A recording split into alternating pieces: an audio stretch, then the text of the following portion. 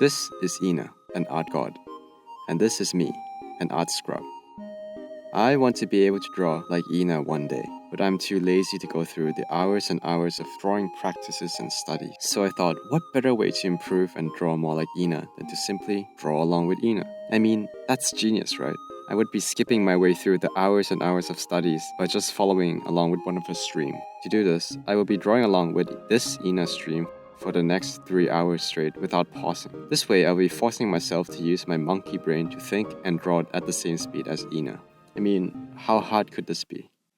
Along the way, I'll be showing you techniques and tips that I've found useful for recreating the sweet colors and this unique art style, so stick around. The first thing I did was to set up the Photoshop file. And again, I will be challenging myself to not pause a single time throughout the drawing session. I wanted to test my ability and to really Alright, so that pause didn't count. I didn't expect Ina to summon a rough out of nowhere, so I'll just quickly draw a rough and catch up. Here, I used the brush from Mark Brunette's brush pack. I didn't really want to trace the rough, so instead, I started drawing on my own first, then pasted Ina's rough on top to then toggle it on and off, just as a proportion guide. And finally, after catching up, this is where the challenge truly begins. Here, I simply followed the video by painting in the values and refining the drawing. A quick tip would be to use this rough stage as an opportunity to loosen up and get comfortable with the brush. I've never used this brush before, so this was a great time to experiment and try out new things. At this point, it was 24 minutes into the video, and then the unthinkable happened. Again. Oh yeah, this is a nice color. I don't want it to be too dark. It's spring, so I want something very light. This time, it was a color that appeared out of nowhere. At this point, I tried my best to follow along as fast as I could. I selected random colors with the hopes of getting something similar. Every time that I looked up at the stream, she was so far ahead. By the time that I got some colors in, Ina was already back to painting. So at this point, I had to stop and accept that drawing along without pausing was not happening. And I was doing so well. I managed to get a whopping 10% into the video without pausing. But that's not the point. The point was, how can we recreate this color? And how did Ina create this pastel color so quickly? And I think I've got the solution. For the record, I have no idea if this is actually what she did. But here's the secret. Are you ready? Gradient map. Gradient mapping is simply assigning colors to the values. For example, here, black will turn purple and white will turn pink. To do this, go to Layer, New Adjustment Layer, Gradient Map. Or alternatively, you can also click here in the adjustment panel. Then set the gradient to soft light. Select your colors, and there you go. Sounds simple, right? And yeah, that's it. It's pretty simple. And this was what I ended up with, which was far from perfect, but worked out well enough. Since the colors turned out quite different, I decided to create a hue and saturation adjustment layer to match the colors better. Once all the colors and roughs are done, from this point onwards, it's all about refining and polishing. This process was done by painting on top over and over again, with the main aim of making the outline thinner. A rule that I tried to follow was to not pick new colors if possible. I tried to eyedrop colors that already exist on the painting. That way, the whole illustration will look more unified. Okay, you know what? I think I'm gonna copy this and then merge. Here, Ina mentioned that she merged the layers into one. As someone who loved layers, this felt like jumping off of a cliff to me. But it had to be done. For the brushes, I had 4 main brushes which I used all throughout this painting process.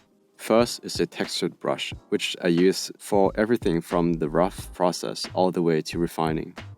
Next is an opacity hard brush, for mainly refining, mostly towards the end.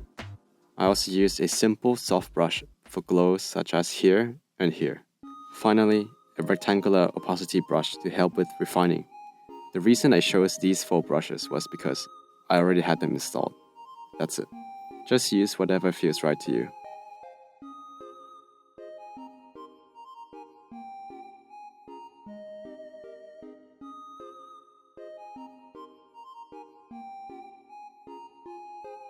I love these neon colors that Ina puts in the hair. It really helps with making the image more lively. To do this, I created a layer on top and set it to overlay mode, and then just paint in those bright spots. At this stage, things were pretty straightforward. I had to pause a couple of times to catch up with Ina since she paints at the speed of light.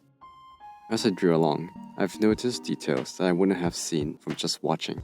Things like how the brightest parts were pink, the base color were purple, and then the darkest parts were pretty much blue. As audience, we sometimes overlook simple things like how the hue shifts from warm to cold, and drawing helps to uncover these details. There's actually another secret color theory technique that Ina used in this image. If we were to eyedrop Ina's color, we can actually see that many of the bluish colors are actually closer to gray than blue. If you want to get technical, check out this video on color harmony. But roughly, the color grays help unify and bridge between this bluish purple and reddish pink. If instead, the grayish color was changed to blue-blue, we can see that this version fights with the pink color. So when we use gray, the color just works and the pink pops out.